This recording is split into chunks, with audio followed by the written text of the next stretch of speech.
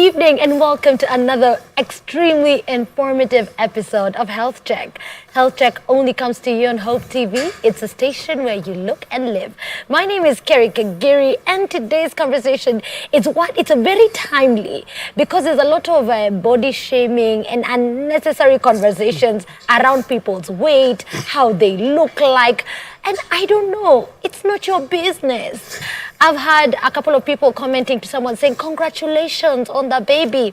And the person is on steroids that have made them add weight excessively. Probably not obese yet, but I'm not the one to talk about that. We have two amazing guests, and today we're going to create awareness on obesity and overweight conditions. We're also going to help you. If you're struggling with this condition, we get to have a conversation with you.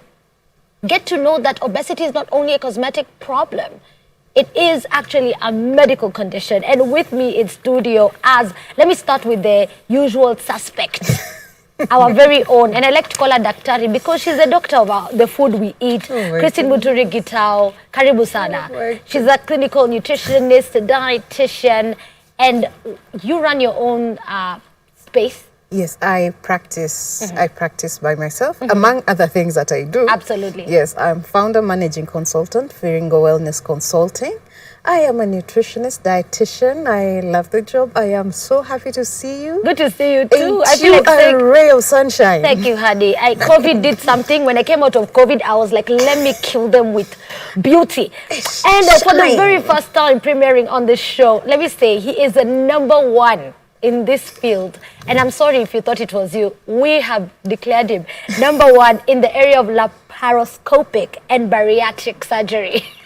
Have I said it correctly? Yeah, that's correct. Welcome, Dr. Bernard Ndung'u. Karibu sana. Just tell us a little bit what laparoscopic and bariatric surgery is all about for someone who has never heard the terms.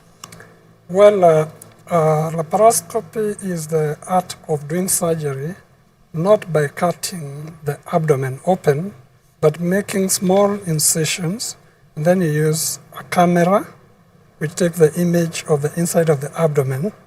You take that image onto a monitor, a TV monitor, and using some long instruments through some other small holes, you can do any operation in the abdomen. Wow. Yeah. Any operation? Any operation, except maybe cesarean section. Oh, okay. Because you can't. Okay. Wow.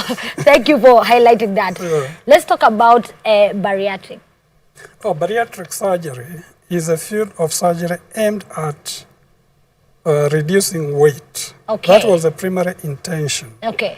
But then after a long research was done, various researches showed that reduction of weight is not only the necessary effect of those surgeries, but it comes with improvement with other disease conditions which are associated with excess weight. Absolutely. So the term bariatric surgery now has been replaced by the term metabolic surgery. Okay. Yeah. Metabolic surgery. Yes. And that's what we're getting to. Let's define what overweight and obesity is. And I'll start with you and definitely get to you, Christine. What is being obese or overweight? Well, I may say it's just a ranking of weight in an individual. There are various ranking procedures, but the most widely known is the one which is recognized by the WHO. Yes. Is the body mass index. Okay. A ratio of height, whether in meters, and weight in kgs. Those who use pounds, it is some ratio of weight in pounds and inches times a constant factor. So when you take those proportions and now there are figures, if the BMI, body mass index, the normal one is said to be 18 to 25. Then overweight is 25 to 30. And that is overweight. Anything over 30 is said to be obese. Yes. Okay. And then this obesity is subclassified to class 1, class 2, class 3. And then class 3 is also subclassified into severe obesity, morbid obesity, and super obese. Wow. Yeah. just to get this out of the way, I've had rumors and conversations everywhere that the BMI that's standard for all over the world should be applicable to regions.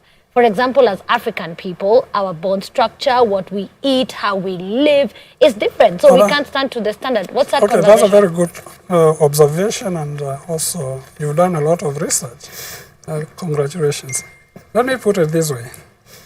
When you're talking of obesity, we are talking of excess fat deposition. Okay. And not only fat deposition, but some type of fat in some particular regions of the body. When you're doing research on clinical medicine, there are many ways of doing that. You can do single scans, CT scans. There are other tests like DEXA, that is dual energy X-ray densitometry. You can do body fat percentage. But all that is as research tools. When you are looking at population, the simplest and applicable is that body mass index. Okay. Because anybody can do it. You can do it yourself and you report, and it can be used across populations. What you've raised is whether it is uniformly applicable across populations. It's not. Okay. Like those figures which I've mentioned, they are more applicable to Caucasians. Okay. Because when you come to people of Asian origin and also Africans, the negative effect of obesity occurs at lower figures. So you find some countries in Asia start their obesity at 27.5. Okay. When you go to China and Japan, because of their shapes, and you find China, I think they start at 28, Japan is 25. That's where they start their obesity scale. So the figures are not applicable, but the calculation is the same. Okay, that's quite interesting. I think that is answered. But Christine, let me come to you, and of course you can chime in on what Dr. has said. But how does the body accumulate fat? Oh my, that is a multi-pronged question. Okay. Like, it's not just one size fits all, because I think all of us have this notion that if you see somebody who is overweight or obese, you start throwing stones. Yes. You know? This one, they're lazy, or they eat too much and all these things. But it's a multitude of factors. Okay. As you did in your introduction, you mentioned that some medications can cause you to gain weight. Yes. So this includes steroids, antidepressants, some antipsychotics, some hormonal treatments will cause you to gain weight, including some hormonal contraceptives. Then we move from there. There are certain things. Now, genetic factors. Yes. You know? Yes. Your family, somehow, there's a way some of your genes are predisposed to obesity. But then, remember, these genetic factors are also associated with the environmental factors, the habits you carry on from your family. So you'll say, you know, our whole family is obese, but truth be told, every time you meet, all of you will eat a goat by yourselves. Yeah. You will eat 3. Everybody is eating a heap of potatoes. Yeah. Potato people, we see you. Potatoes are from God. Don't talk badly about them. I'm not saying potatoes are. You get what I mean. Yeah, I do. But you see, now we are saying it's genetic, but really, it's also environmental. Okay. So there's a factor that plays. Remember, there are things like injury. So maybe you are very active, you're a sports person, then all of a sudden, you get injured. So you're not working out as much as you would. And that dip in activity, that reduced activity level, you start piling on some kilos here and there. Then there are just things to do with age. When you're younger, it's easier to gain weight, lose weight, stay the way you are, do whatever. But you grow older, it goes. Then there's illnesses, real illnesses that are associated with weight gain. For example, in women, we have what we call Polycystic Ovarian Syndrome. Yes. So those women tend to start piling on kilos, and they would tend to have a more difficult time losing that weight. So you see, it's not just what you eat. Of course, now there is the diet and inactivity, you know. That's also a factor. Yes, we call it, in the West, it's called the SAD diet. It's really the standard American diet. Okay, wow. That is very... So it's very sad. Sad. Yeah, it's quite sad. But it's affordable. I found it much more affordable to eat in the States because you just go and buy like frozen mac and cheese and keep a couple. So when you get home late, you put it in the microwave, you eat. So you come to Kenya, nothing is fitting. But then, actually, there is some research. You know, initially we used to say that in sub-Saharan Africa, our problem is undernutrition, kwashiorkor and all that, and marasmus, you know, vitamin deficiencies. But then, because of the economy and the way money is moving, we find that these very highly refined foods are cheaper. It's easier for a mom to go and buy chips for 20 shillings and give it to their child. Yeah. Because then abnunue unga na ugali na nini. Unga, yes, you'll say ugali is cheap, but then remember it comes with fire, it comes with water, it comes with the time. So you see, as that shifts, then people started, even in the sub-Saharan region, we are going like this. Vertical. Yes, we are going vertical. As we continue with this conversation, and I just wanted to pick up on something that came to my mind is, I heard about something called like a keto diet that shocks your body into burning fat. Why isn't that a solution? And Dr. You can also chime in on this. You just eat enough meat that your body will start burning it as something. No, I don't think there's any diet. If you look at how you accumulate fat, it is the imbalance of energy intake and energy expenditure. Wow, that's powerful. We should tweet that. Anyone tweeting? That is a tweetable moment. And this balance is controlled somewhere in the brain. So the diet you'll take, there are some messages from the gut, from the muscle mass, which goes to the brain, and that balance is very closely guarded, let me put it. Yes. If it tilts, you get a disequilibrium. Yes. And you have now less expenditure than intake. You'll gain weight, regardless of what you take. Yeah, we can go into the biology of that, but absolutely, it is somewhere regulated in the brain. I love that you had already explained this, but just for someone who's joining us, the conversation is on obesity, it's on overweight, we're just creating awareness on the same. So just highlight one more time. I know you did it in your introduction and I understood it, but what's the difference between obese and overweight? It is a ranking. The ranking. The ranking. Okay. It is a continuous, what do I say? Obesity is a continuum of overweight. Okay. Yep. Absolutely, that's good. Christine, who is at risk? And I think you should look at the camera and tell, because these people are watching. Who is at risk? I want the viewer to hear it from you. Everybody is at risk. Wow. It does not make you special. Yes. You know, that you are not yet. Because as Dr. mentioned, it's a very thin line.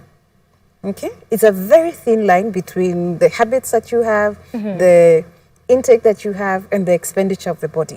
Remember, the more things you do, the more likely you are the more things that you are doing, the more likely you are to improve or to just spoil the balance. That's true. You're very likely to either take the balance sheet and gain profit, or you're likely to take the balance sheet and make a loss. That's just it. We're getting into metabolic syndrome. But as she had said earlier, she said overweight and obesity, there is an interaction of genetics, of environment, and also behavior. Yes. Okay. So in as much as everybody is at risk, there are people who are at higher risk than others. Highlight them.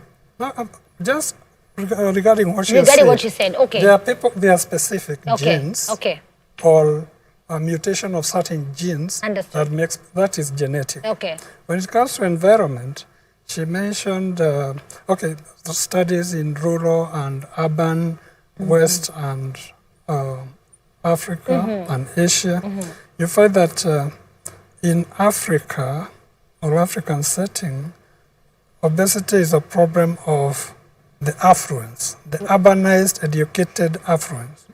Okay? That's a fact. Now, when you go to UK and the US, the converse is true. Because of what she alluded to very well. Yes. The poor, rural, uneducated are deprived of many things, and the diet, they are more exposed to junk than the staple or unrefined food. That's true. Like you can't afford an avocado in the UK. In as much as everybody, what I want us to understand is, in as much as anybody can get obese, there are people who are more predisposed, either genetically, environmentally, and something else, which human behavior. Human behavior. Human behavior. See, if you get obese and you're my friend, chances of me getting obese are also high. Wow. that is on aspects of behavior. That is serious. That is very, very serious. I think that really alludes to what we always say, you are the sum total of the people you hang out with. That is a fact. Yeah. Wow. Okay, metabolic syndrome. Can you first explain this? And I think I start with you, Dr. Yeah, okay. Metabolic syndrome is not something new. It's something that people have been studying for the last 7 decades, in 1920. And it has so many definitions depending on the caliber of people who are defining it.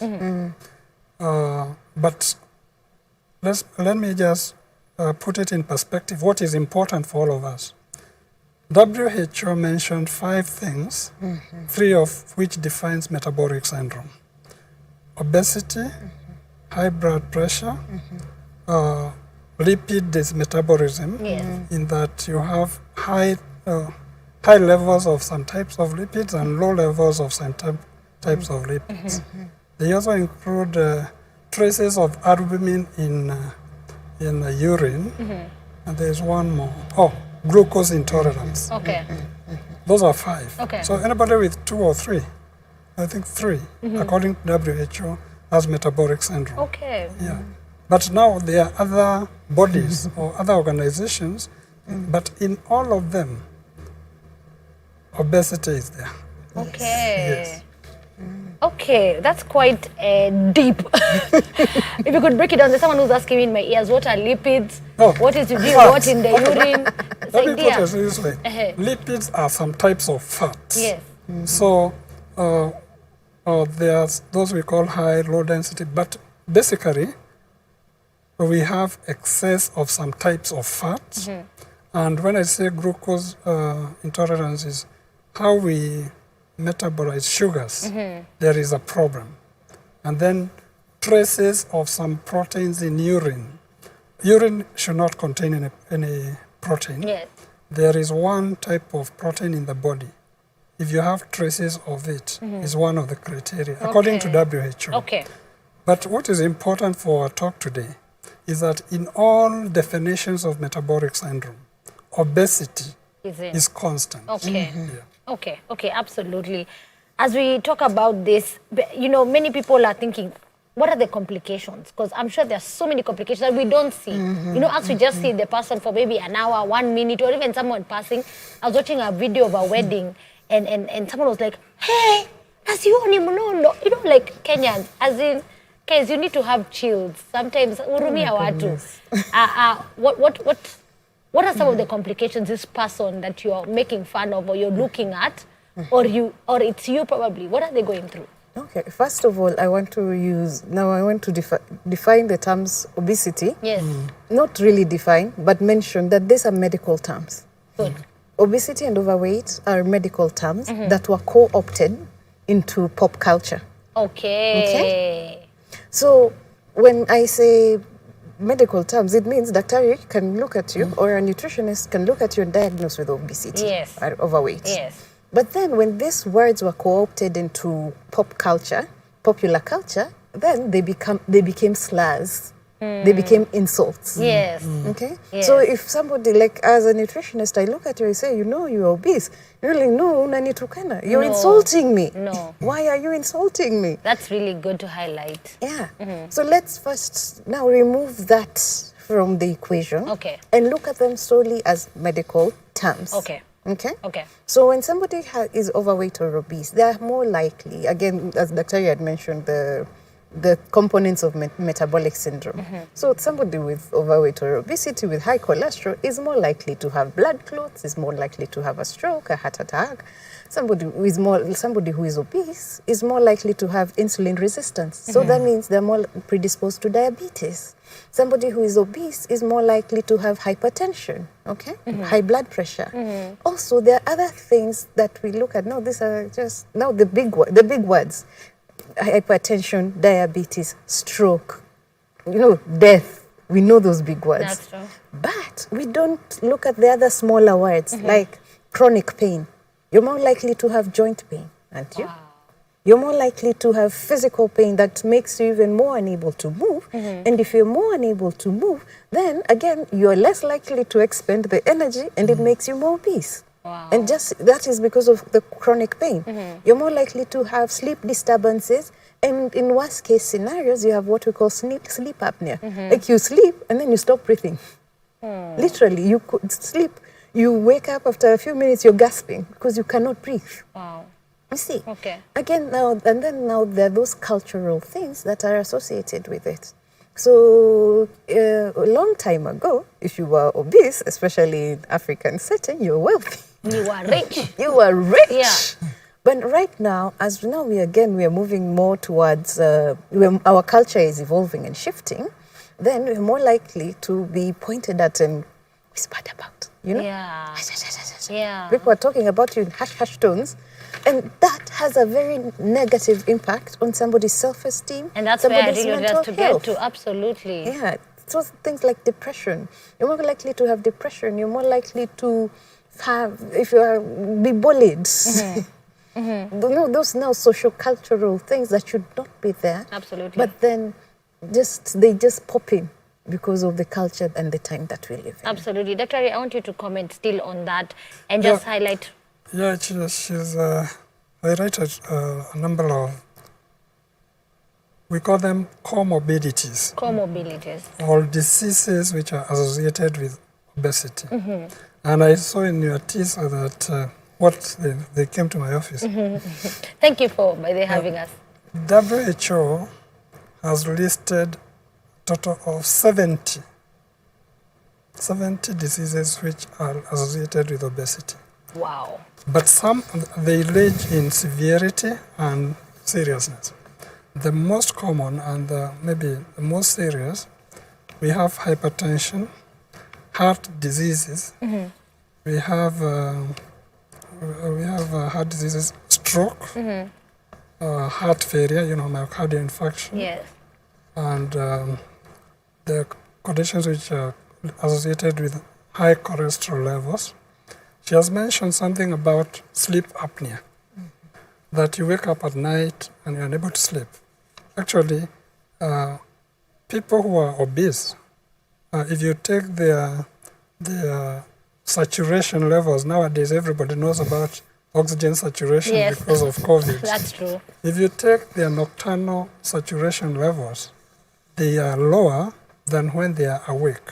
Wow. And this is associated with heart attack, what you call heart attack, myocardial infarction.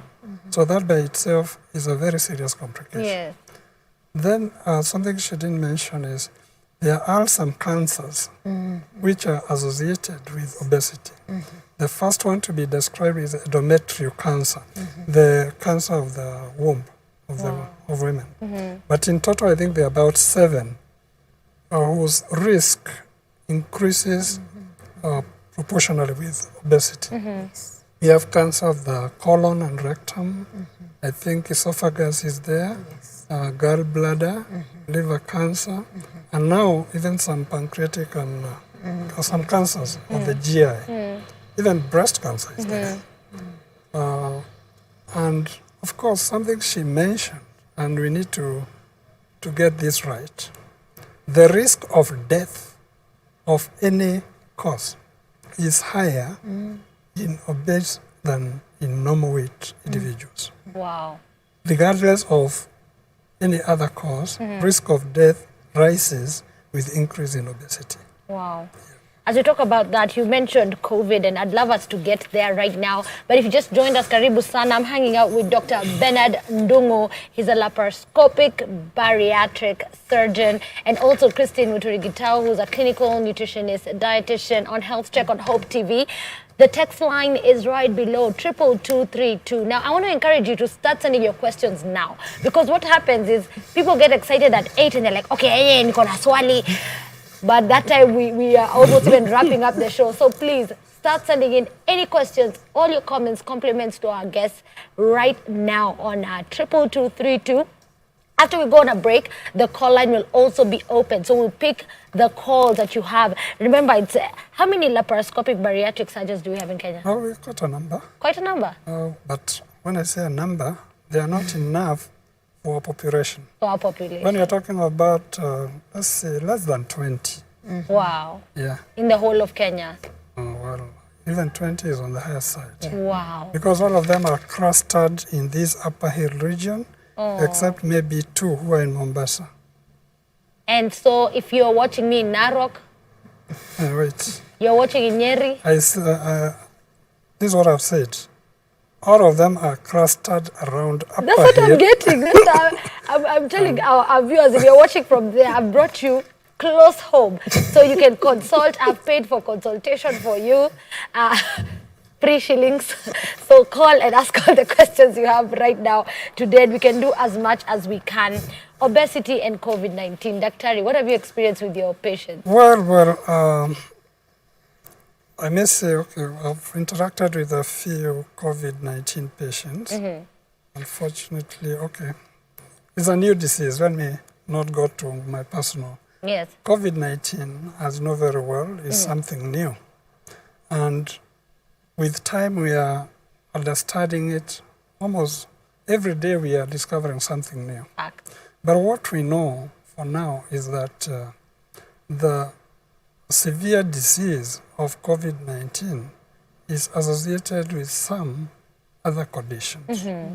And you know that they are all over the media, and you should be the one educating people. We are talking of things like diabetes, high blood pressure. And now, remember what we said earlier.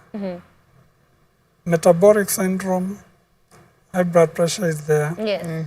Diabetes, that is sugar control, is there. And in all definitions, obesity is there. So it may not be obesity per se, but the comorbidities associated with obesity. But there are papers. This is why I'm saying everything in COVID-19, some of the things are just anecdotal evidence. We're discovering as we go. As we go. Yes, sir. There are papers which are saying just by being obese, even without these other comorbidities, chances of death and severe disease are higher than non-obese. Wow. So it may be direct or through comorbidities. Are there people who look simply anakatu normal, height, weight, everything? Thank you. And then, yes. We call them normal weight obese people. What? Now, I said it's accumulation of fat, a certain type of fat, in some location, and specifically more in the abdomen, visceral fat. Yeah? No, don't look at yourself. Okay. But I'm coming for consultation. So, there are some people whose body fat percentage, and particularly that type of visceral fat, is in the obese scale. But because of the other, weight is not just fat. Yes. If you take their weight and height, they look normal, normal BMI, but they have that visceral obesity, normal weight obese people. They are difficult to diagnose because BMI is not part of it. Now, those ones will require now the scientific methods that I was talking about. DEXA, BF, or body fat percentage, body volume index, and that.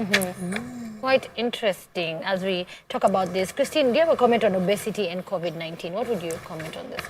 Wow. Mostly, first I'll start with a lot of people who are obese and are getting COVID-19, we've seen in the hospital setting, are ending up, that is the time you're finding out you're diabetic. Wow. You know, the thing is, in our setting, we don't, no regular checkups, you know. But why not? And we need to correct that. Let's take a minute to correct that. And even to add on top of that, please. COVID-19, the virus itself, is diabetogenic. Yes, exactly. In English? Oh, sorry. I thought I'm communicating. You are to me, but me, I'm here for the people. You know, I'm Dr. Kerry in my dreams. I get you now. Sorry. Sometimes we get... It is a... So what I'm saying is there are people who, before infection, they don't have signs and symptoms of diabetes, neither complications. And even if you take their sugar, it's normal. And if you take even HbA1c, which shows the trend of sugar, it has been normal. But the virus is known to attack or destroy some cells in the pancreas, which produce insulin. And that, it is inducing diabetes in some non-diabetic people. That's what I mean by it is diabetogenic. Okay. And those who are recovering, some are getting high sugar, requiring even medical treatment when they are having active infection. And when they recover, the sugar gets back to normal. It's true. Wow. Yeah. That's quite interesting to note. Probably just in a minute, we're going on a break right now. We'll be back to discuss much more on obese and overweight. I'm hoping that you'll send the questions. Remember, hatukwambi wewe ni mnono. These are medical terms that should not be used loosely. Ini kitu daktari anakudiagnose nayo. That's what I'm saying. And I have to say it maybe in Swahili. Some people stop saying things to each other. But as we go there, can you encourage our viewers to go for checkup as often as they may? Just do it, Christine, and then also Daktari will do it. Then we'll go on a break and we'll be back to talk more about this. It's very important, Kerry. It's very, very important to get checked, even when you are fine. You know? Because most of these diseases, as Daktari will agree, diabetes is very silent. When you're feeling the symptoms of diabetes, it means you have been diabetic for a while. By the time, okay, yes. When you're feeling the symptoms of hypertension, you see now things like hypertension is, I always get a headache, you know? I always get a headache when no one kichwa sana. Things like diabetic is, I don't like being hungry. Nikiwa na njaa. But you see, these are things. But even the wise man said the hungry man is an angry man. Exactly. But you see, an angry man. He was a diabetic. Yes. But we are not saying he was. Yes, But the thing is, all of these things are very silent, are very quiet. And sometimes, so that we can even know that we have them, it's just important to keep tabs on ourselves. Okay. So, and not just, especially, first, if you are having all these predisposing characteristics, if you're obese, please get checked. Okay. If you have family history of diabetes, hypertension, kidney disease, heart disease, cancer, it is very important.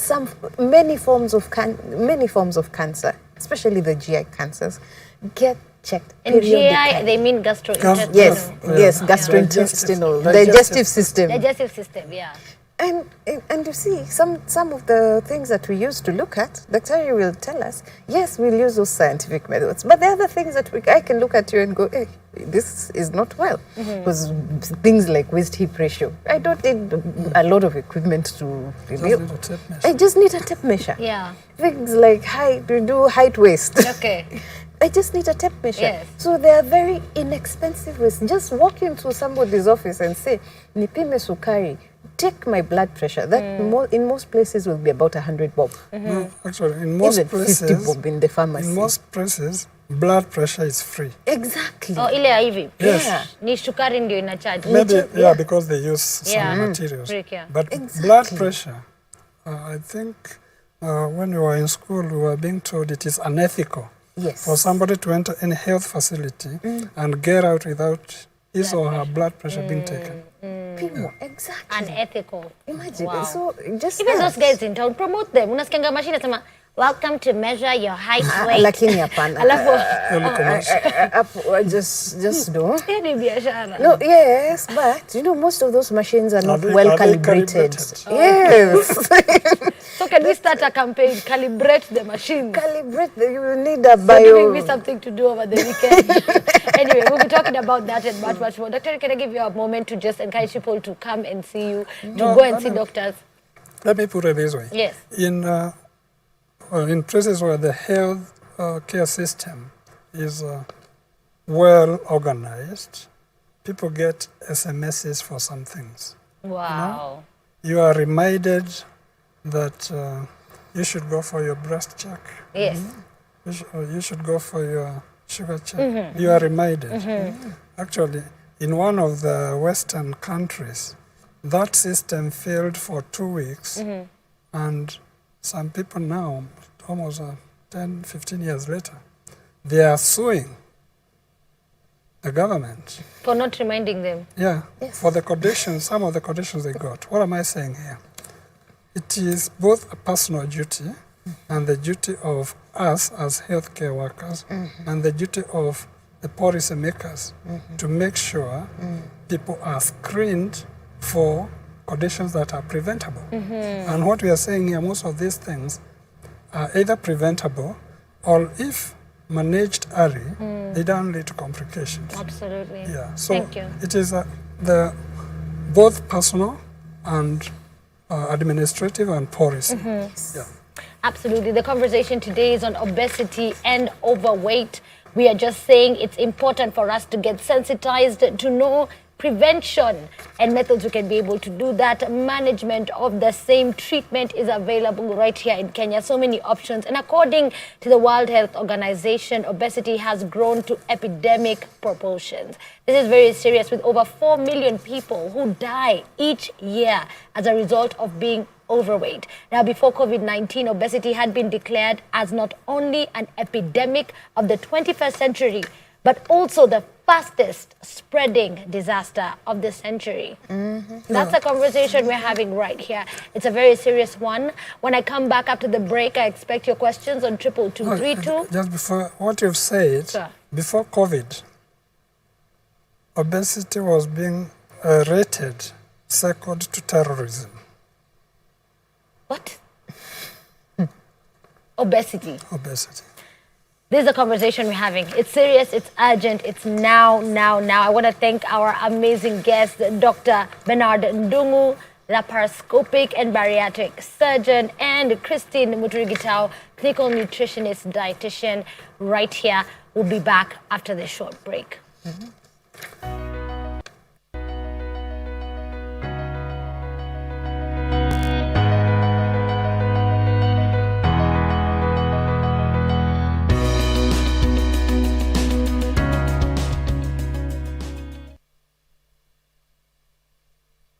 Tomorrow night on Spotlight. The process of specialization actually is the reason, in my view, that we have been so successful as a species. I can see huyo mama ni mgonjwa akili. The area of miracles and how they happen. Miracles are some of the things I don't understand. Does that mean I'm a foolish person? No. It's the witchcraft targets the mind so that you do strange things. The outcome of care and treatment is better than if you are mtu wa namna hiyo ya kuregarega ovyo ovyo. To what extent are we custodians of the present in the interest of the future?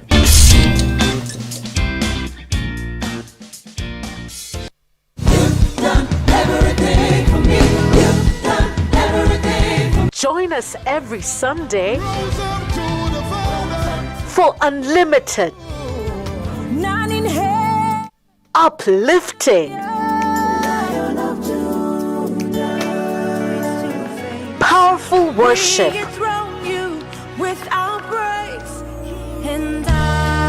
Only on Extended Worship.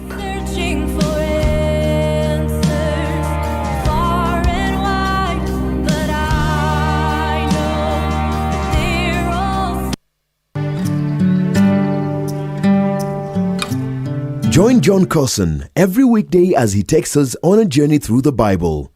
Whoever shall seek to save his life, if you go back to living for yourself, you're going to lose it.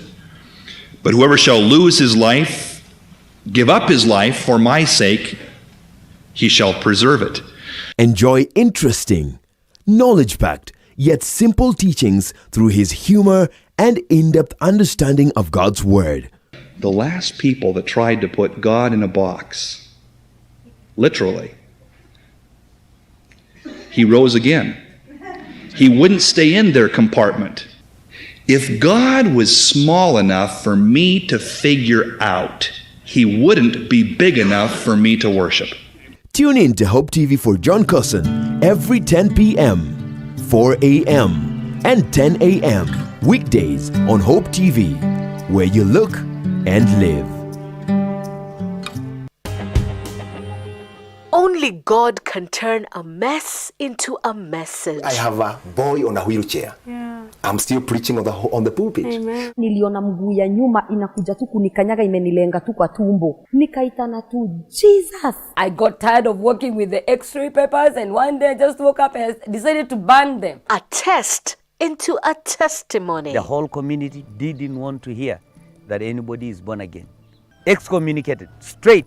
Bila Yesu hakuna njia. Join Sharon Naitore Wangenye on Testify. Katika hiyo harakati hiyo spirit ikakemewa, mimi nimeona Yesu Kristo namna hii. Kwa msalaba. Opa. Hallelujah. Hallelujah. Every Thursday at 8 p.m. for a moment to grow your faith some more.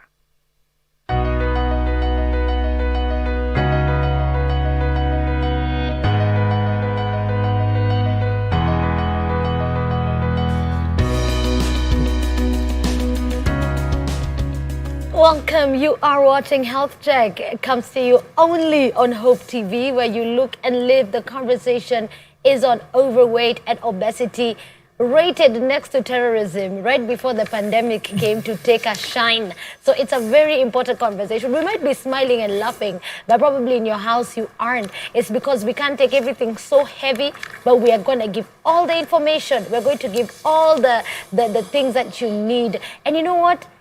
Let me just hear you guys answer this. This is something that can be changed. It's something that can be reversed, right? Yes. It's something that's possible. It's not a doomsday. No. Okay, absolutely. With me in studio is Dr. Bernard Ndung'u, and he'll introduce to you exactly what he does. Because I've been trying to say those words and they're not working so well. No, actually, I work for the university. Okay. That is the University of Nairobi. Yes, sir. I'm a senior lecturer there. Yes, sir. I teach a subject known as human anatomy and surgery. Okay. For practice, I do laparoscopy surgery. That is the surgery of the abdomen using small incisions and imaging system without opening up the conventional, traditional way. Yes, sir. And then I said it's not bariatric anymore, it's metabolic surgery. Metabolic surgery, sorry about that. Yes, absolutely. And in this conversation, I wanted us talk about the thyroid and what it does, but I think we'll get there at some point. Let's introduce also our other guests. You know this face. This face is just at home. It's Christine. Thank you so much. Introduce yourself to someone who just joined us on the show. Hi, my name is Christine, and I am a nutritionist, dietitian. I am a clinical nutritionist, dietitian. And yes, I practice variously. I also practice founder managing consultant from Viringo Wellness Consulting. And as always, Kerry, my ray of sunshine. Thank you for coming. And first of all, your nail game says, I'm telling cute you, nails. I am So taking even you it have from nice the neat pro. nails. Yeah, I am doing it from the pro. Yeah, you have to look cute. You know, this COVID showed us things. We couldn't even do nails before we could manage and like buy brushes to like scrub our hands every time we wash them. We've become doctors. We have to scrub in every time we get to the house. Absolutely. As we have this conversation, so many people have asked so many questions. Wow. We're about to answer your questions. But before that, we had mentioned about normal people who don't know they're obese. I'm not saying that if you're obese, you're abnormal. Okay, let me find the right word to say. People who look normal weight and everything, but they are obese. And Christine, you had a comment on the very same issue. Yes, I do. I know I've used this word before with you, and you know it so well. Skinny on the outside, fat in the inside. We call them Sophie. Wow, okay. God forgive me. Not for some. No, it's actually called Sophie. I know, skinny outside, fat inside. Wow. Right. So for most of us, you know, we don't look at it, and Dr. really talked about it and said, you're very normal. Yes. You're very normal BMI. So this is somebody who now tends to store fat around their midsection. Hi guys. Good evening, viewers. No, we are not pointing fingers or naming names, but they tend to store fat around their midsection.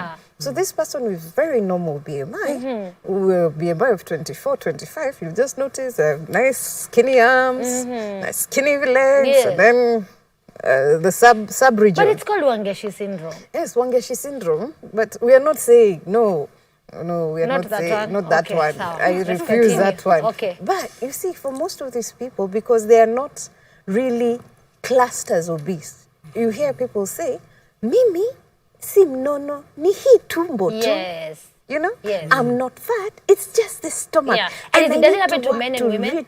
Actually, men are more likely to store fat around here than women. But let me just say, mwanaume bila kitambi ni kama nyumba bila balcony. Sasa mwanaume na kitambi hata enjoy hiyo balcony. Okay. Oh yeah. So what we're saying is this: it's important to now look at it from that perspective. When you look at the person who has now fat around the abdomen, they will say, I just want to lose my tummy. But in essence, what you're saying is, I want to lose my fat stores. Because these fat stores also predispose you to the same diseases that an obese person, like the person who is obese and you can see they're obese, they have the same predispositions. All of them that we mentioned, there's 70. All of them. All of them. And I think it's very important to highlight that. And do you remember when you're storing fat around your abdomens, around your muscles, around your lungs and your stomach and your liver, and your tires. This fat is also more likely to be coating the inside of your arteries. True. Okay? So you are not safe just because your BMI is fine. It is important to That's why it's been classed next to terrorism, because this is a very serious thing. If you'll allow me to pick a couple of questions from people and then we can continue the conversation, Daktari. Hey, sasa hata, are you open now or I have to come tomorrow? This is serious. Okay. Peter Inyeri, thank you for watching Health Check. Annalisa, is it true that animal products, however fatty, will not cause obesity if carbohydrates and plant oils are avoided? Can I repeat? Is it true that animal products, however fatty, will not cause obesity if carbohydrates and plant oils are avoided? That is a very, very, very, very big misconception. Wow. Extremely. Okay. Let us remember that most of these animal products are very high in cholesterol, fat. Fat is intrinsic to meat. Yes. You're not removing it. Yeah. So if you're eating a diet that is very high in animal products, animal protein, you're actually more likely to have high cholesterol. But that is not even the problem. That is half the problem. You're also more likely to have complications that are related to straining your system, your kidneys. How your body is metabolizing this protein is going to shock your body. It's going to create some issues with your kidneys. And all of a sudden we are wondering what happens. Or you have now the things that we call, what do we call it, gout? Gout, yes. You're having gout, and that is excess deposits in your body because your kidneys cannot filter it properly. Wow. So the thing that is most important is, do not, at this point, myths are myths. And everybody on the internet has an opinion. As Even long chicken as and fish? Too much of everything. Okay. Anybody on the internet will have an opinion as long as it drives traffic to their website. Can we have that clear? Please. Everybody on the internet. Wako biashara. And that is, for me, especially as a nutritionist, is very, in our industry, is very prominent. So you find somebody is gumming up and giving people diets, okay? Now that you've mentioned gout, in the original definition of metabolic syndrome, gout was there. Exactly. No, okay. Yeah, and even in some of the definitions, it is one of the metabolic diseases. Okay. Yeah. So imagine somebody coming in and they're telling you, oh, okay, you have gout. Go eat a lot of meat. Okay. Daktari, when you're saying good show, how can we help a 7-year-old child with obesity? Now, that's a very far-fetched question. Because, let me put it this way.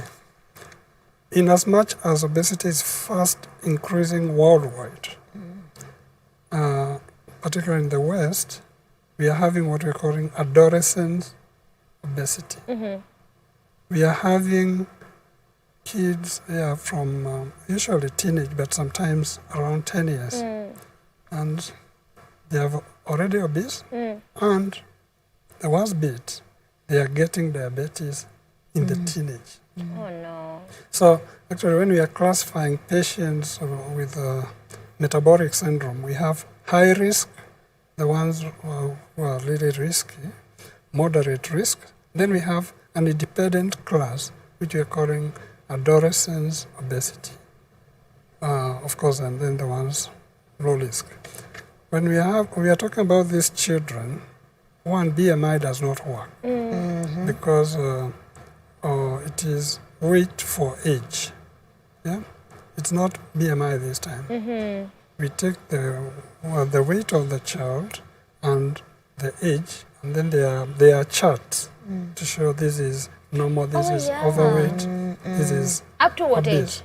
I think it goes up to 18. Yes. BMI starts taking shape from 18 years. Okay. We are having adolescence obesity clinics, which are focusing on this age group. I don't deal mainly with pediatrics, but I know there is an element of nutritionist, there's an element of the pediatrician, an element of pediatric hormones specialist, endocrinologist, and now pediatric surgeons. So there's a way a child can be helped. Yes. But me, I deal with adults. Adults. Wow. Okay. Let's. This is quite serious. Let me appreciate those who are watching us on YouTube. Please click that share button. Everybody needs to know about this. If you're watching us on Facebook as well, thank you so much for choosing Hope TV and for checking it out. Also, you have an opportunity to share this video. That would be great for everyone to know.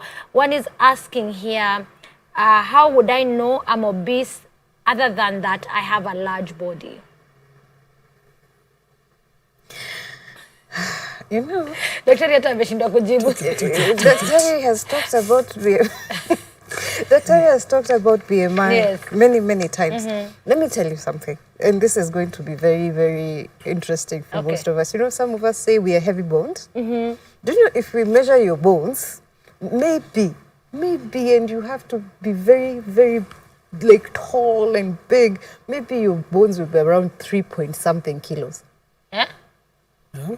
Even there's someone who told me that that's why they can't swim on top of the water. They always drown because their bones are so heavy. Maybe if you took the all the bones of my body, person, tall, you know, those somebody, when you look at them, you can tell their frame is large. If you looked at them and you looked at their bone mass, maybe, at most, maybe 4 kilos, imeenda kabisa. Like, it's this is gone, so gone. new. For most of us, like if I take yours, I am very sure it'd be around 2 point something. Oh.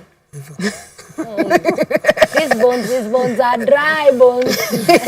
You see, like, let's start from there. So let's remove this notion of I have heavy bones. You do not have heavy bones. Okay. Then the other thing we need to look at is, are you muscular? So you find these big bodybuilders, you know, weightlifters, Mr. Fit. Watu wa mawe. Yes, the stone people. Na chuma.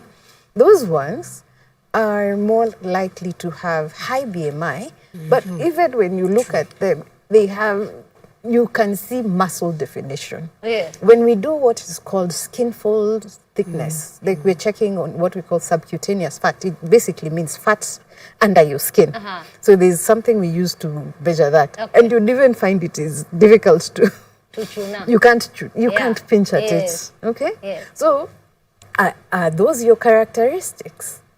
Let's pause a bit and pick a call from Gilgil and get back to this. Let's not lose the train of thought. Helen, calling from Gilgil. Thank you for calling Health Check. Helen? Okay. Yes, my question is to the beautiful lady who is a nutritionist. Hey. There has been this thing that is going on called, I don't know, banting. Pardon me? Repeat again.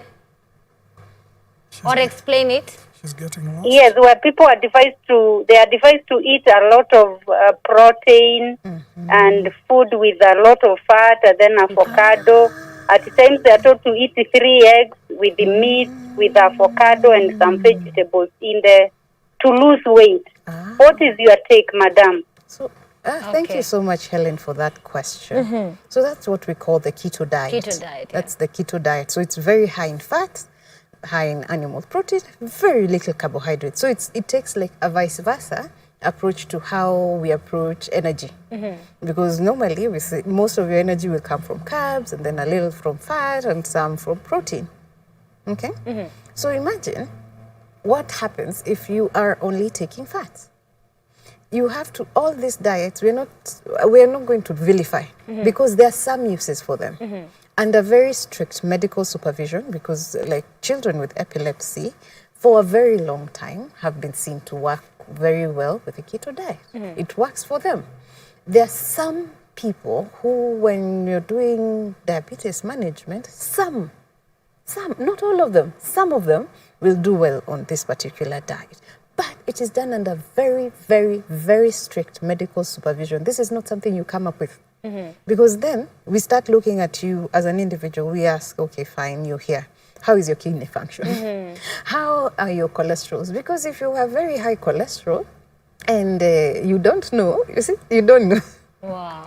You don't know, you're more likely to have higher cholesterol. How is your insulin resistance, or how is your body metabolizing sugar? Because there are people who, when they take this diet, when they come out of it, you are doing it to lose weight, but when you come out of it, you come up with diabetes. Oh, no. You see? Yeah. Also, there are issues, again, with all these diets. There are issues of what you call sustainability. Every time you do it, can you do this for the rest of your life? No. You cannot. If you cannot do it, if you're doing something that you cannot do for the very rest of your life, forever, then when you stop, all the weight comes back. And it comes in a factor of 150. Like if you 100% of the weight you lost, plus 50.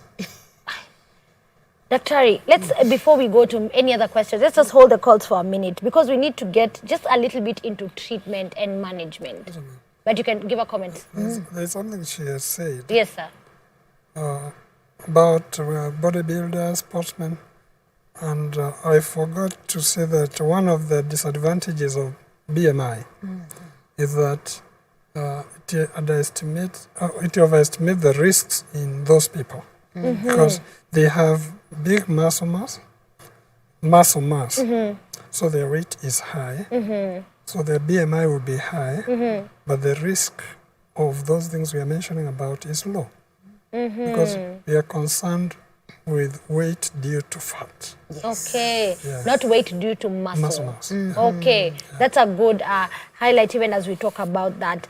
Can we get into just a little bit of what the treatment looks like when someone comes to see you and they have all of these things? I've had kuna zingine zinaitwa sijui gastric bypass, sijui kuna nini, stomach inatengenezwa inakuwa ndogo zaidi. What is that all about? Well, if you ask about management of obesity, Yes, sir. I can look at it in 3 ways. Okay. There is what she can tell us. There is the diet, lifestyle, and behavior. However, when you have this obese, particularly class 3 obesity and above, those ones will not assist you much. You lose a little weight. The loss is short-lived, it is transient, and reactivation, which we call recidivism. Deactivation of weight, that's what she's saying. It comes, and it comes with all its children. Wow. Yeah. So reactivation is almost guaranteed. Yes, sir. Once you stop those dietary and behavioral measures. There are some drugs, let me call them drugs, but pharmacotherapy, which have been tried. There are 2 which are registered in the UK, but basically their response has not been consistent. That's why the field of bariatric surgery came in. It's not new. Those surgical measures you're talking about have been shown to consistently cause reduction of weight, but more important, they reduce some of the comorbidities, particularly diabetes, even before weight loss. Have you gotten what I've said? Some of these operations, once it is done, of course, weight does not, the patient does not lose weight immediately. Yeah. But some of these comorbidities, and the one which is widely studied, is diabetes. Some of them reverse to become non-diabetic within days. Yeah. So what we are saying is the surgical measures we are giving are not only bariatric, but they reduce the severity, or sometimes actually reversing completely some of the comorbidities. Absolutely. That's why we are calling them metabolic surgeries. Okay. There are quite a number. One, they are not new, I've said that. Yes. These are things which were observed as late, I think 50s, 1950s. What happened is some operations which were done for other things, doctors observed when we do this for something else, we eliminate that disease, but this patient also loses weight. Wow. So they went ahead and now started administering some of these surgeries specifically for weight loss. Yeah. So they do the same surgery, somebody loses weight. Then with time, now it was discovered, wait, it's not only weight which is going, but some of the associated condition, diabetes, blood pressure, also goes, or the need of medication is reduced. So that was the trend between 50s, 60s, and 70s. Yes. But now when this wave of keyhole surgery came in, that is from late 80s, it became now far much easier to do when you have the adequate skills. It is easier and safer, because when you open a little obese person, and again diabetic also, wound healing Takes so much time. takes much time. The process of getting in, separating and suturing, it's quite messy. But now when this laparoscopy came in, and you just need to make some few holes, put your things inside, do the surgeries, the bariatric operations became very common. There are quite a number, I've said. Yes. I think that's a topic of another day. Okay. But there are quite a number. There is what. Let's talk about one you've done recently, maybe. That would be interesting. The one I did recently is a new technique which was first described in 2018. And we call it laparoscopic nascent sleeve. Okay. Where you do both weight loss surgery and reflux. Reflux is one of the conditions associated with weight gain, where stomach contents reflux to the esophagus. We call it gastroesophageal reflux disease. So if somebody has those two, what we used to do is you close something there and then you do the operation. In 2018, a group in France modified, and they could do the operation and do you do the anti-reflux, and at the same time you do the bariatric surgery. Okay. So I happened to work with them. Wow. And, I told you, it's a big deal. He's just humble. I replicated it here about 3 weeks ago. 3 weeks ago, yeah. Wow, that's super, super interesting. Well, there's so many, other than the surgeries, are there medications? Yeah, I said there is a dietary bit, diet, behavior, exercise. Okay. The results are transient, short-lived, and reactivation occurs. Okay. And exaggerated reactivation. Okay. There are I think two drugs had been licensed the last time I checked. There may be others which has come in. Yes. They had been licensed, but their effects were not long-lasting, and they were not as effective as the surgical measures. Okay. Then the surgical, I say there are quite a number. Yes. And more than weight loss, some of them reverse the comorbidities, the associated conditions, immediately, even before somebody loses weight. Yeah. So there are mechanisms by which they act on the complications, and there are mechanisms by which they reduce the weight. Absolutely. Yeah. One is asking, is it risky to lose weight fast, like 50 kgs in a year? Wow. Is doing long fasts recommended for weight loss? How sustainable is it? That's a very good question. Yes. That is an extremely good question. Medically, we say that you should be losing a healthy amount of weight loss. Yes. I think I've said this before. Yes. Is between 0.5 to 1 kilo in a week. Okay. So how much is that in a month? 4. Okay. How much is that in a year? 54. No, 4 times 12. Oh, 4 times 12. Oh, yes. Sorry. Okay, sorry. I was counting the weeks. So 4 times 12 is about? 36. 36. Yes. So, but you need to keep the trend. 4 times 12. There's something Daktari had mentioned. I see you. I see you. 8 for 4. You're not Mutu of mathematics. But there's something Daktari has mentioned, that the effect of diet are transient. But then this is what we now call the diets, like diets in quotes. But then when we talk about nutrition, we're talking about a total lifestyle change. Okay. So we're talking about changing how you perceive food, how you interact with food, the behaviors that surround food, as Dr. keeps mentioning, behavior.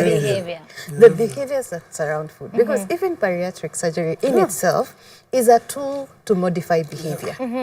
Because it moves your stomach from being able to hold around 4 of these glasses to 6 to only hold 1 small cup.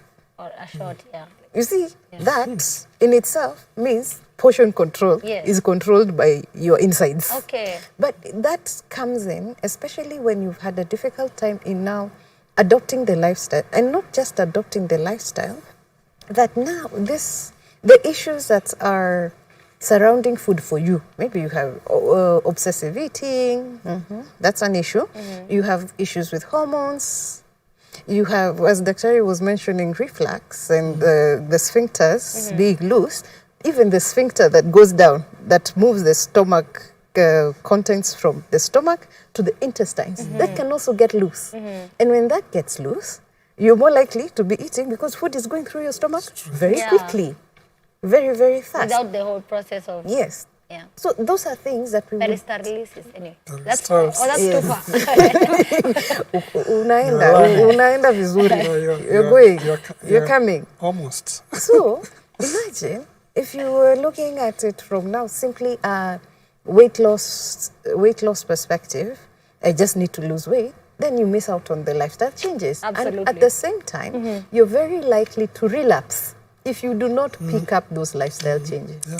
And you make them a part of your life. If you don't, even when you go through surgery and you don't do the lifestyle bits. Let's go to the questions. We only have about 10 minutes to go, so I need to run through this and make sure everyone feels. You can open up the call line just for a minute. Let's pick 2 more questions on call. But even as we do that, one is asking, enlighten on the use of activated charcoal latte, that you cut fats without exercise. Wow. Daktari? Goja. Wait. Anybody who tells you do not need to exercise, they want to take your money. Okay, that's it. That's a good answer. How do we know if our cholesterol levels are normal, high or low? That one you have to go get tested.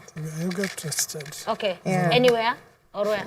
Most laboratories will be able to do that. Okay. Yeah. So walk into a lab, please, and get checked on that. It's a very important thing for you to do. Even as we wrap it up, the call line is open. Go ahead and send all your questions. I feel like most of the questions are basically what we've kind of gone into on our text side. But go ahead, call us in. We can pick a little bit more questions that are coming here. We've talked about any anti-obesity medicine. Yeah, when I said... Like one I can take now so that I'm never obese. Oh, that's not what it means? No. Okay, what does it mean? Okay. I said there are some which have been tried, and even now there are some which are on trial, but their effect is not one immediate, is not sustained, and it's not as good as surgical. Thank you. Let's talk about, even as you'll comment on that as you respond to this one, let's help parents ensure that their children don't get obese. How do we help and how do we prevent obesity in children? Because again, we've talked about behavior. It's a culture that we can be able to help them with. Let's start from here. Breastfeed your children. Children who are breastfed exclusively for the first 6 months, then now give it adequate complementary feeding. We use the word complementary, not weaning. So give adequate complementary feeding and continue to breastfeed for 2 years and more, according to the WHO, are at lower risk of developing obesity now and in future. I remember breastfeeding when I was even standing. Thanks, Mom. Yes. Thanks for allowing me to do that. Mom needs a trophy. Yes. Exactly. They're at a lower risk of obesity, diabetes, hypertension, all these metabolic disorders. The risk is lower. Also, the habits that surround food. Remember, baby girl, do this. I will buy you a cake. I will buy you chips. Stop. I will buy. No, we tend to use food as a reward. Yes. And even when we grow up, we reward ourselves with food. Exactly. Then like I've had a really hard week. Tiramisu, where are you? And the reverse is also true.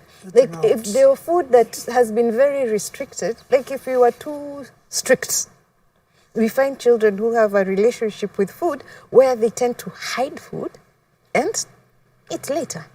So it's important, even as a family, if you have a child who is obese, start practicing.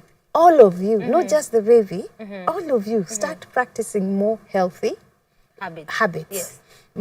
Eat more green vegetables, eat more good quality protein, plant protein, exercise. Say, baby girl, let us go out for a walk. You see, that is less stigmatizing than wewe ni mnono toka utembe. I know. I think there's a story of a child who, when the family is eating at the table, they say, you're too fat. Just take a lap. No. Like, go have a lap as we eat, because you can't eat, you're too big. And what is going to happen to this child? The likelihood that this child is now going to move from obesity to yo-yo dieting to anorexia to bulimia, disordered eating, poor relationships with food. I think we've actually we have a show on the same on anorexia and bulimia. Please check it out. It is on our YouTube page. Catch up with all that. It's very important. Yes, exactly. So those are the things that happen. Is the bariatric surgery for everyone with obesity or? No. Yes. So many organizations. There is an International Federation of Society of Obesity Surgery. Each country usually have an organization dealing with obesity and metabolic surgery. What is conventional, what is agreed upon is candidates are those with a body mass index more than 35, more than 30 with comorbidities. Okay. Or more than 40, even without comorbidities. That is what is agreed upon. Okay. However, I know there are some states in India which are offering it to people who we said normal weight obese. Usually they are young people in their 20s or 30s. They get early onset diabetes, early onset hypertension, early onset fat imbalance. And so this surgery is being done not for weight, but to correct this thing. Okay. Because in the long term, these conditions will bring their complications. Yes. Complications of the heart, complications of the kidneys, stroke, infarct. So to prevent that, which comes after 10, 15 years, you do this surgery, reverse this, he'll lose more weight, but you prevent that. So I know there are some people who are doing it for BMI less than 30. Okay. Yeah. But just for the... That is some few organizations which have standardized that practice. Okay. But what is conventional is more than 30 with comorbidities or more than 40, even without comorbidities. Yeah, so I think I was listening to this whole conversation just trying to figure out what's the relationship with our behaviors and what we do. Can we encourage people probably who are obese right now and just give them some advice and just encouragement probably of what they can do to get out of the situation and how families can support one another? Because these people are not entities on their own. They belong to families, they belong to communities. How can we support them without probably hurting their feelings or what can we do? You can both give advice on this. So the first thing we'd want to start with is start where you are, okay? Start where you are. Say, have small goals. So one of the goals that you can have is, you know what, I'm going to reduce the amount of soda that I take. If you're somebody who tends to take so much soda, then you move there. You now start saying, you know what, I am going to eat more vegetables. And actually, a lot of research is showing, now just to do with behavior, when you start focusing on positive behavior, more than you focus on the negative behavior. So focus on the do's more than you do on the don'ts. So, you're always thinking about, I'm not supposed to do this, I am not supposed to do this. It I'm not even supposed makes to your do heart this. dull. Exactly. In general, like you feel like, so what can I do really? Either way, ndagongwa tu na gari. Acha tu nikule. But when you start thinking about, you know, it is possible for me to do this. Yes. And yesterday I was able to do this. I like that. Yeah, and I think most of the people now have gone back to our traditional staple foods, which were high in fiber, low in calorie, low in sugar. Yes. Can you name some of them? Well, it depends. If you look at our background, yes, sir. If you go to where I come from, yes. we had our own githeri and all those things. If you go to the other side of the lake, that heavy ugali, along this refined, which we are taking here, which the one they siaga for themselves, and it's so good. Yeah, and it's cooked over a long time. Yes. That is what, if you go to any dialect, they have their traditional food. And most of our foods are, if you look at them, they have been characterized, they are high fiber, low calorie, low sugar, low fat diets. Okay. Okay. Yeah, something else we can do is learn how to cook. Learn how to cook. Learn how to cook. Not Who just has time? Like, if you don't have time, what do you do? Learn how to do you know how to cook? Oh, no, she knows how to cook. Please go to my Instagram. Please follow me on Instagram. I am a witness, sir. But not that. But I don't have time. No, not look at it this way. Learn how to cook what is convenient for you. Yes.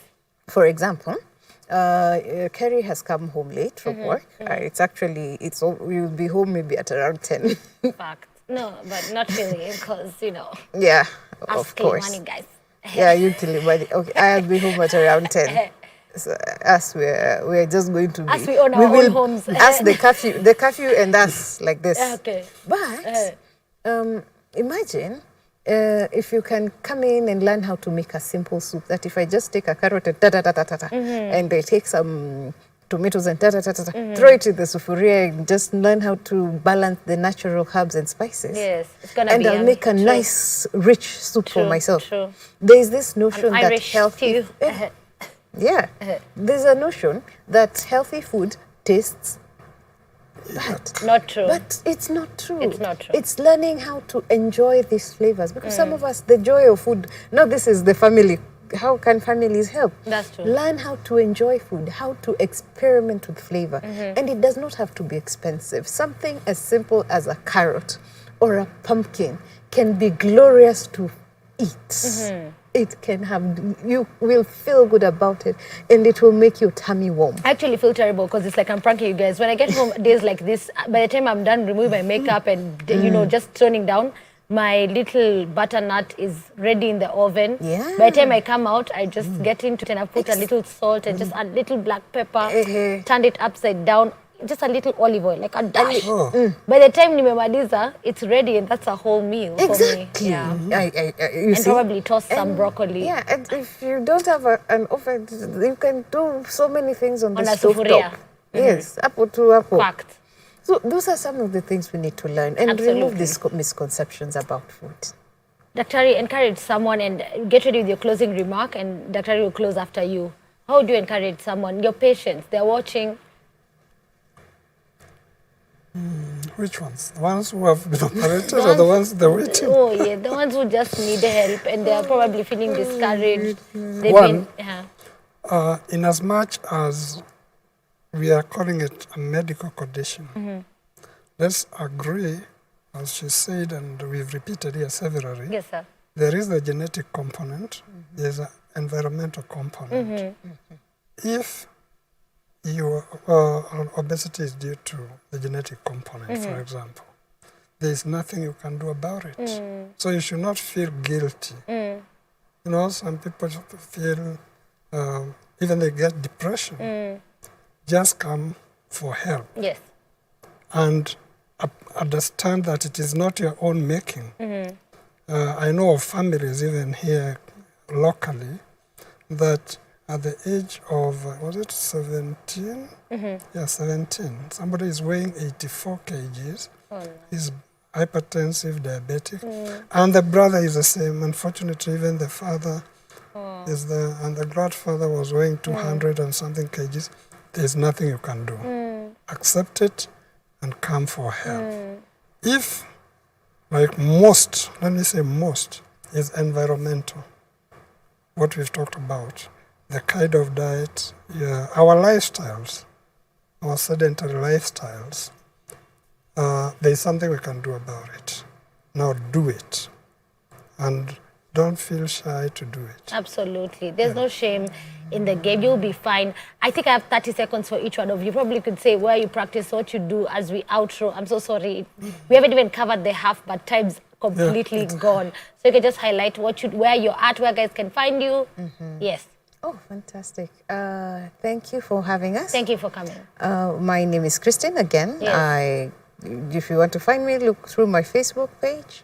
You find I'm at Mviringo Wellness. Yes. Yes. Awesome. At Mviringo Wellness. And there is always hope. There's always There hope. is always Absolutely. hope. Yes. I think that's a good place to end. Daktari, where can we find you? Yeah, I said I'm Bernard M. Ndung'u. Yes. In the field, they call me Ndung'u BM. Hey, BMW. Anyway. I used to drive one. Oh my goodness. I said I work for the University of Nairobi, but my practice is just across the road, Upper Hill Medical Center. Okay. We call it JEDON. Yes. Starting for gastro, Yes. endoscopy, D, Yes. diabetes. Okay. That is the diabetes and obesity. Okay. And then oncosurgery. We do a lot of cancer care. Absolutely. So, and most of our surgeries we do laparoscopically. So that's why I work. Thank you so much. Please share this video with everybody who needs to watch it. Newswatch is absolutely ready for you. So is Chiriku. I want to thank Ronnie for crowning me because a woman is all about her hair. So thank you, Ronnie. You did a really good maybe job. for more information, thank you. even what we have discussed Yes, here, sir. you can get it in our website, jedon at uhmc.co.k. Jedon. Jedon. Jedon. G-E-N-D-O-N. Okay. At? uhmc.co.ke. uhmc.co.ke. That's where you can do it. Please get the information you need. It is available for you. They are here. They've given their time. Thank you so much one more time. It's been Health Check. Until next week, we'll see you. Bye. Bye.